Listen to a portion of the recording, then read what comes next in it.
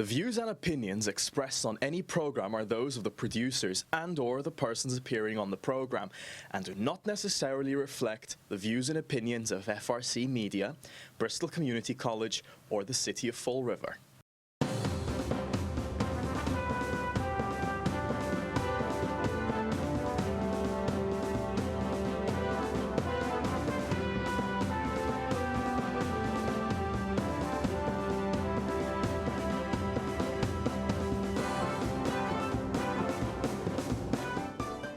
Well, hello. Welcome to Spindle City Straight Talk. I'm Chip. And I'm CJ. And it is hump day after a holiday Monday, so. Yep, and just so everyone remembers, because we had a holiday on Monday, that means your trash will be picked up a day later. People are already putting barrels out. I know. It's hard to, I'm scrolling, but I can't do it. We've just been alerted that there is an article about the mayor formerly known as Jasiel in the Boston magazine. We're going to look for it later. Hopefully we'll have it for Friday. Paraphrase that headline, CJ. It was something along the lines of,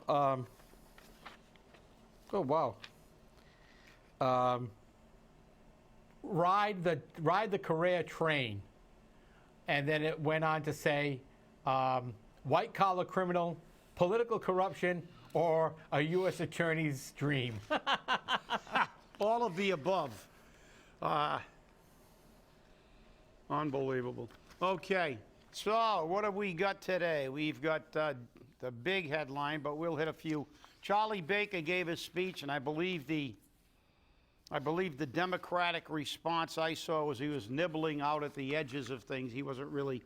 Oh, you mean the Republican response? No, actually, It was a Democratic response because obviously he's a Republican. So I guess some Democrats feel compelled to at least that's what they identified it as, a Democratic response, which surprised me also. But they said he was nibbling out on the periphery of doing anything major, and he's doing things that are politically expedient. We all know he's probably looking at a run for president in 2020. Since he comes from a Democratic state that historically votes Democratic in elections, regardless of how ridiculous the Democratic candidate is. And so he feels that he could be a good presidential candidate because he could carry his state because he's a popular governor, supposedly, except with Howie Carr. I know Howie Carr doesn't like him too much. He calls him Tall Duvall. But I guess he figures he can carry some of the New England states, and being a Republican, he can get the Republican Party. So, he talked about spending over I think $1.3 billion or something like that on education. Yep. Which is always good because they wave the flag of, I'm for education, Mom, apple pie. But remember, they always find a way to overtax you because he's going to spend $1.3 billion or $1.4 billion, and we had a $1.1 billion excess, which means we had $1.1 billion of overtaxation. And they're already predicting a $900,000 shortfall for next year. Which is a classic case of, you see, no matter how much money you give them, they'll run out of sand. Yeah. Right. Well, so we had a $1.1 billion surplus. Yes. And they've already figured out a way to justify the additional taxations because they're going to spend more than that just on education. Right. And the interesting thing is that he touted that we have $3.5 billion in our state's rainy day fund from all the 1.1 and 1.2 and the $1 billion overages for the past couple of years. And he's touting that he's going to spend $1.5 billion on the T. $1.5 billion on the T. I mean, that's a lot of money. Yeah. And I don't get to use the T.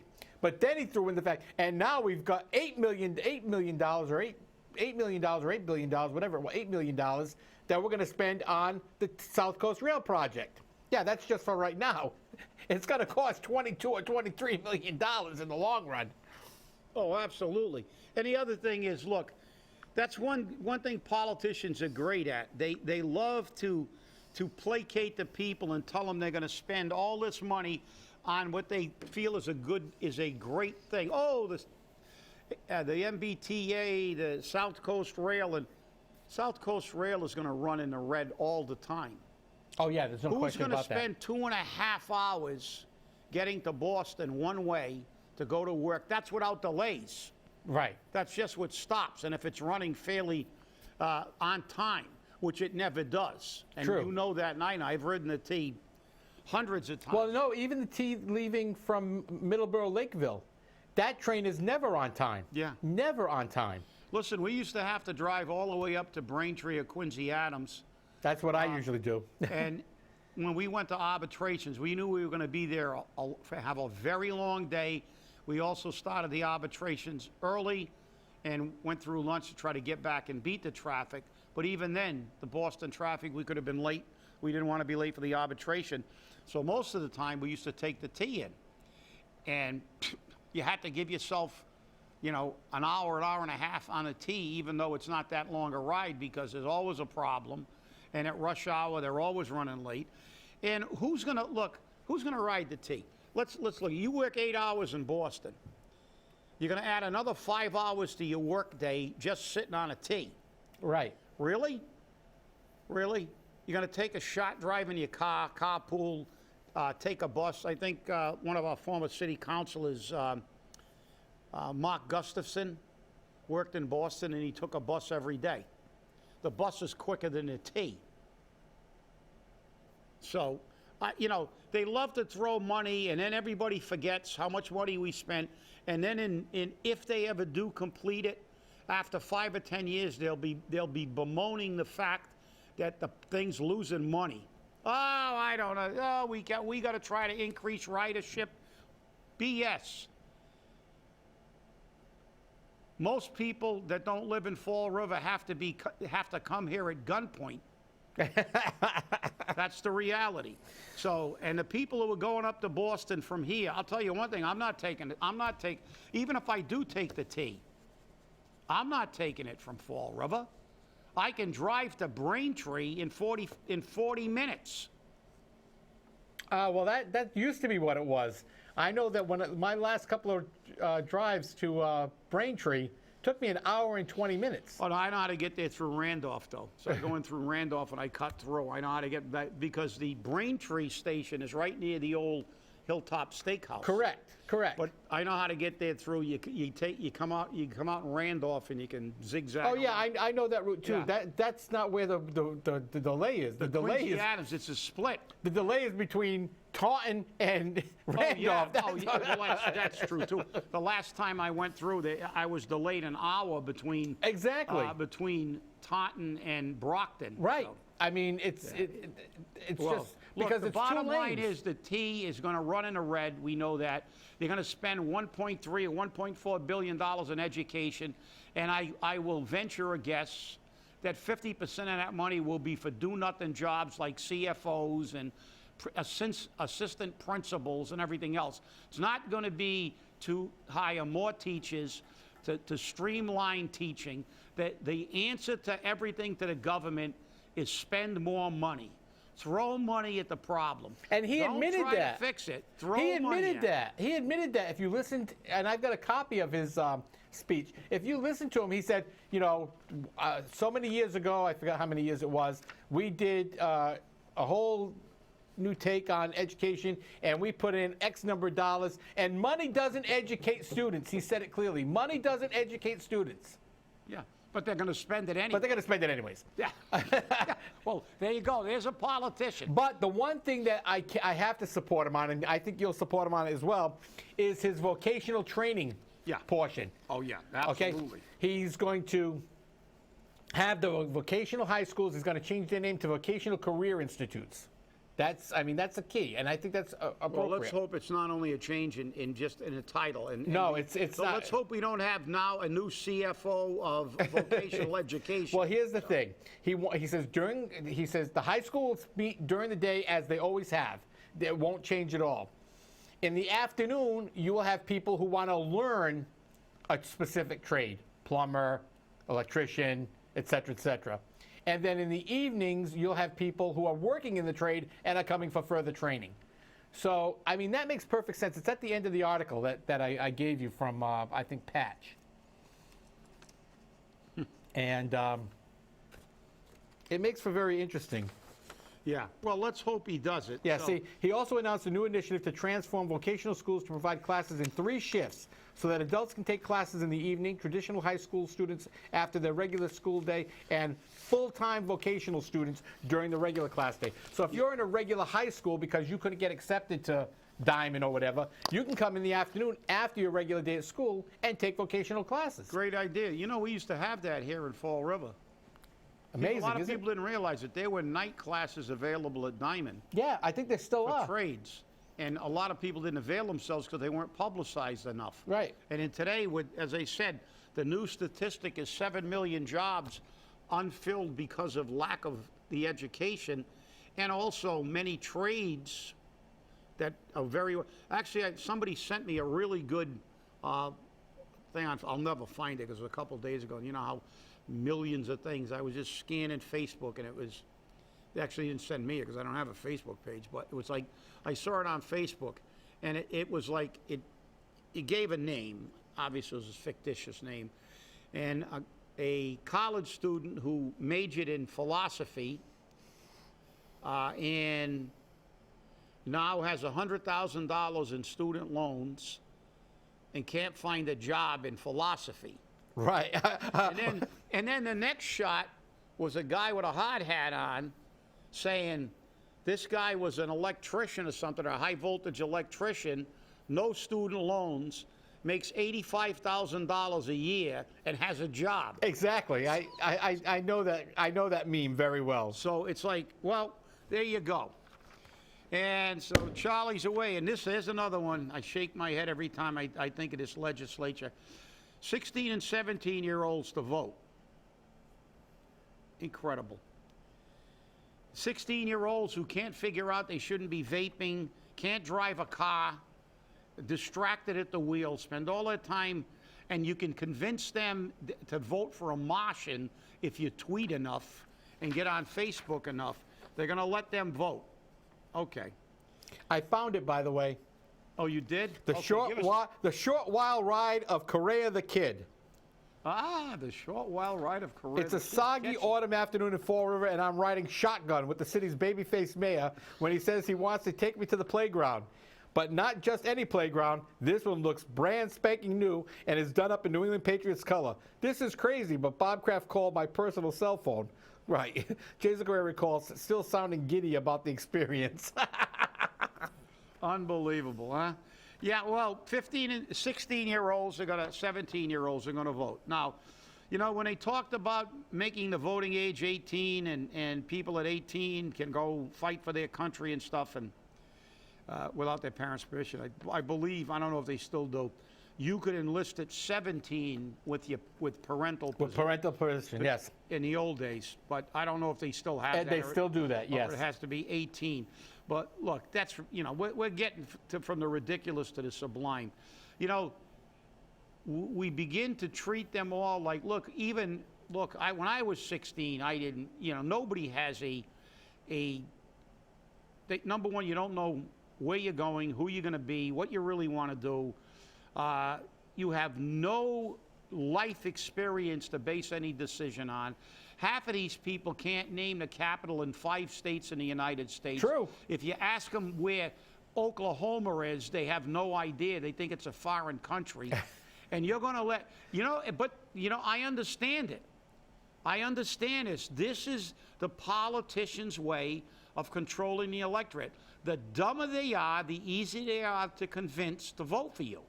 Because all you need is some slick ads on, tweet a lot, get on Facebook, give them fake news. They believe everything they read on their phone. So, you know, maybe one of these days we'll have Jack and the Beanstalk and the Giant from the Beanstalk on the city council. Who knows? You never know. But it's going to be local. Local elections only. But it's also going to be. It says the bill wouldn't lower the voting age statewide, but instead let cities extend the franchise without having to seek commission. So they're going to make it basically permissive legislation, home rule. So if you adopt it in your own community, You can do it. well, let's hope that doesn't go anywhere. And now we get to the next real biggie. We got a couple of biggies here. Jasiel, oh well, we can't call him that anymore, right? We have to call him the mayor formerly known as Jasiel Correia. That's right. Because he wants to be called Jay now. That's right. The mayor formerly known as Jasiel Correia's former chief of staff wants separate trials. Well, I guess Gen Andrade finally figured out she's going to jail, and she better turn and make a plea and roll over. And she not only threw him under the bus, I think she's going to probably use him for a wheel chock. So they want to separate the trials, and she's going to testify against Jasiel, formerly known as Jasiel. under a grant of immunity. Well, she must be giving him some big stuff. She's got to be giving him something big, because for them to give her a grant of immunity, yeah, there's something going on. Yeah. So, and that's another reason why you would want to have a separate trial, because if she's going to get a grant of immunity and she's going to testify against him, it's kind of hard to be prosecuting her at the same time you're prosecuting him in the same room. Yeah. And it says Correia is also alleged, we got to make that clear, of solicited and accepted a $22,800 bribe from Andrade in exchange for appointing her as chief of staff. So not only that, she was on, didn't they get her on the wire making one of those pot deals? Yeah. Because somebody was wired. So she's toast. I guess she finally realized it. And I think since she fainted when they arrested Jasiel, or the mayor formerly CPH. She fainted when she had a hysteria attack when they just arrested him. You know, I looked at this. I'm surprised it took this long, because I figured it when her looking at what. Can you imagine what she'd do if they were walking her into Walpole in cuffs or something? Like that'd be the end of her. She'd stroke out. So she's rolled over. And let's face it, she's got to be giving them something for total immunity, because Right. they got the goods on her. And also, Because I'll tell you now, she'll be getting the better deal, because the other three that have already, yeah, pled out, and they're going to be sentenced shortly. As a matter of fact, in the next couple of months, they're going to be sentenced to time in jail. They're going to get immunity. yeah. And well, let's face it, she's got a lot more to give him. She must. She was his campaign manager. She was his chief of staff. She collected all the money. And we know there were allegations, and I will again stress I'm saying allegations of her taking cash money for him at fundraisers and stuffing him in places. Yep. Not in the box. That's right. So, And that happened in Warren, Rhode Island. yeah. Allegedly in Warren, Rhode Island, and allegedly a elected politician's restaurant or bar who is in state office. So it's very interesting to see how this worked out. Yeah, and obviously she was his campaign manager.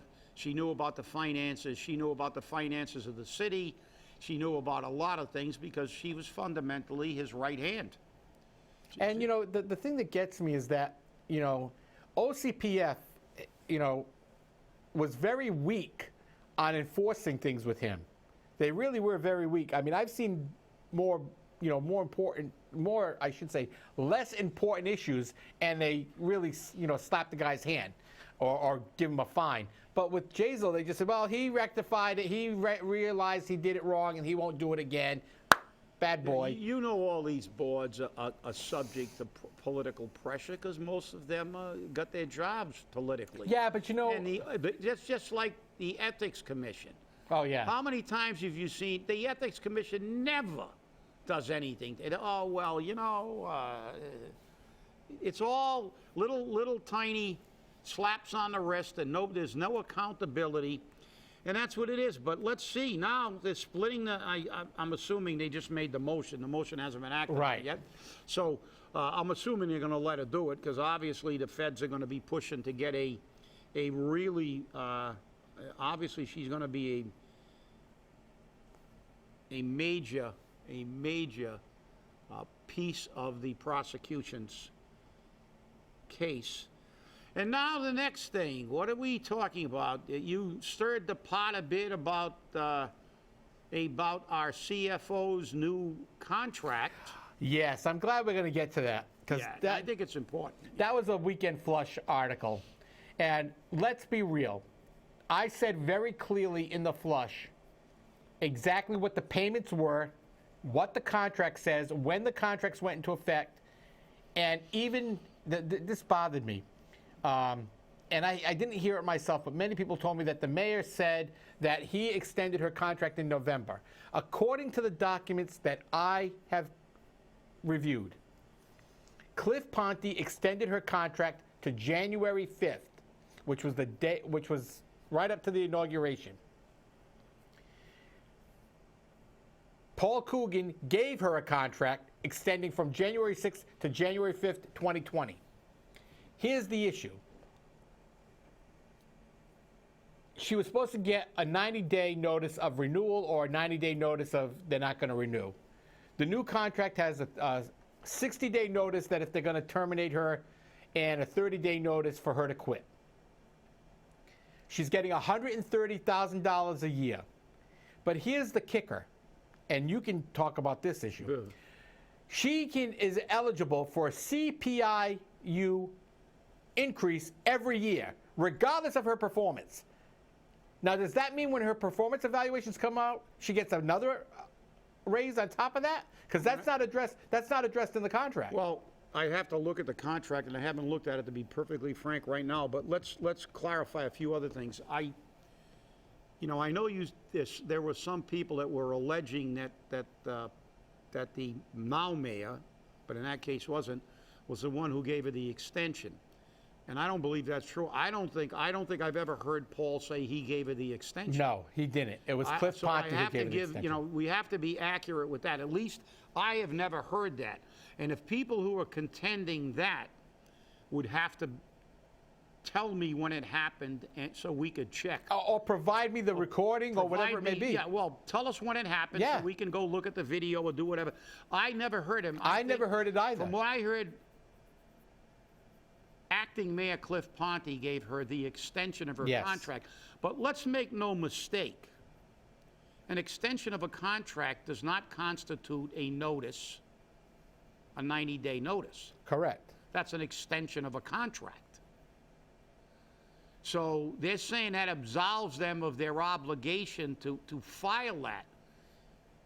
I don't think it does. I think if somebody pressed the point, that's was in the contract, in writing, that was a necessary step, and it wasn't followed. Extending your contract may imply that, but again, we get to this situation where people who work, the bosses get preferential treatment. Their contracts are always vague and ambiguous and intentionally, as you said. And I've got to look at this contract. And I will, and probably by Friday we'll be able to get a copy. And I have copies. Okay, yeah, I think you sent it to me. I have. Yes, I did. I had like 172 emails yesterday, so I didn't get to it, unfortunately. But excuses. Let's first get the timeline. I believe, unless otherwise corrected, that process was followed except for that 90-day notice. Correct. The acting mayor gave her an extension, on December 10th, which he is legally, I believe, he can do that. to do. Yeah, and that was on December 10th. That extension terminated when he was no longer the mayor, the day of the swearing in. Correct. And then Paul Coogan then entered into the negotiation and gave her a new contract for 2 years. Now, oh goodness. Okay, somebody's texting that he definitely said it on WSAR. So if that's the case, we'll have to try to research it. But so let's follow this. They executed the agreement, which is kind of a vague meaning. They executed the agreement on the 8th, so they backdated it till the 6th. Correct. So they probably gave her retroactive pay, but They probably skated on that deal, even though she technically wasn't employed, because it's in the same fiscal year. They don't have to go and get those 2 days authorized by the city council because they're getting funds from a different fiscal year. So that was okay. The only problem I have with this whole scenario is, as you said, she gets an automatic cost of living raise. I think that sets a dangerous, dangerous precedent. And you said it's based on her performance. No, the CPI is just whatever the consumer price index goes up. So she automatically gets a cost of living. Automatically. Regardless of her performance. Exactly. Then she gets another performance evaluation? She gets a performance evaluation, but it doesn't say anything about a performance raise. But normally a performance evaluation comes with an increase. Let me go back into the time machine, because I have firsthand knowledge. And we talk about it all the time on this show. And it's funny because Mary Sahadi was involved, or her firm was. Which I wrote about. 1991, almost $2 million employee money in the employer account, and they didn't find it. Ernst & Young did. And the one who took it on the chin, the administrator who took it on the chin, was Sharon Skeels, the personnel director. And guess what? I still have Sharon Skeels' contract. She got a 5% pay raise every year, and she got an additional 5% if she had a satisfactory performance evaluation. After she got the 5% raise, which anybody who's ever negotiated a contract means it's actually a little bit more than 5%, because what you're doing is you're giving her the 5% on a new base pay that's been elevated 5%. So do the math, it's called a multiplier principle. And I want to tell everybody out there in tax land, in 1991, Sharon Skeels misappropriated for $2 million. The books were in a total state of disarray. She took full responsibility. And guess what Sharon Skeels got, CJ? She got a raise. She got a 5% performance bonus. So I guess when you work for the mayor and you're in, it don't matter how poorly you perform. That's just words to give her another pay raise. And as I said, it's a dangerous precedent, because every other union should go in there, because I'll tell you what, virtually every contract, and I can bring in half of the bargaining committees I worked with, the first demand that I put on the table for wages was an automatic cost of living increase. They would never even consider it. Absolutely not. You don't get an automatic. That's so they can get the people who work for the city, like the firefighters and the police and DPW, and hang them out to dry a year and a half and not give them a pay raise, and then they lose a year at a retroactivity, if they get retroactivity. But they give their people and I believe, and I may be incorrect, we're going to have to check this. I was thinking about this. She may be the first employee to get an automatic cost of living raise. The only employees that I know that have ever gotten that are politicians. The state legislature gives themselves an automatic, because theirs is, I guess, the Northeast Consumer Price Index, Yep. I think, the legislature, right? Yes. Okay. The legislature gave themselves automatic pay raises based on a cost of living. And who had it in the city? The mayor and the city council, remember? Yep. And then Leo Pelletier, I think, put the kibosh on it.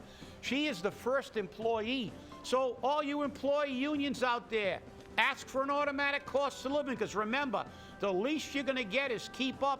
And if we have a bad year when everybody else is taking gas because we had an inflation and the cost of living went up 18%, I don't think that's capped. Guess what? Mary Sahadi will get an 18% pay raise that year. Yeah, I didn't read a cap in that at all. Thank you very much. Yep. Hey, thanks for watching. We'll bring you more of this back to you on Friday. Have a great day and stay angry.